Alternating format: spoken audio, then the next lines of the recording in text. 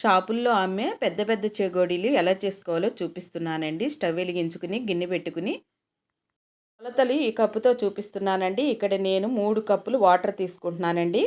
ఈ వాటర్లో రుచికి సరిపడా సాల్ట్ వేసుకోవాలండి. 1 స్పూన్ కారం, 1 స్పూన్ పసుపు వేసి ఈ నీళ్ళని బాగా మరిగించాలండి.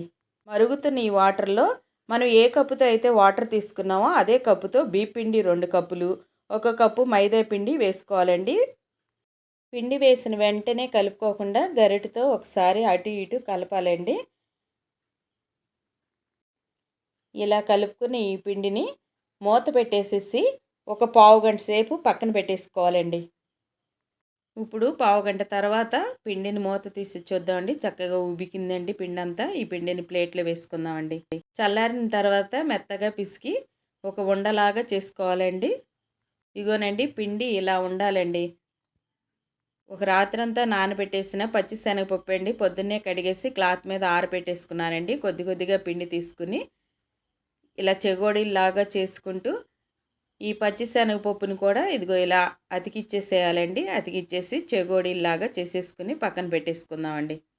పిండి అంతా కూడా ఇలా చెగోడీలాగా చేసేసుకుని ప్లేట్లో పెట్టేసేసుకుని స్టవ్ వెలిగించి బాండీ పెట్టుకుని ఆయిల్ వేసుకుందామండి. ఆయిల్ వేడెక్కిన తర్వాత ఒక్కొక్క చెగోడీగా ఇలా వేసేసుకుంటూ చెగోడీలన్నీ వేయించేసుకోవాలండి.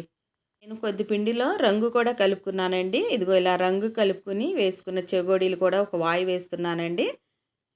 షాపుల్లో అమ్మే చెగోడీల్లో రంగు వేస్తారండి.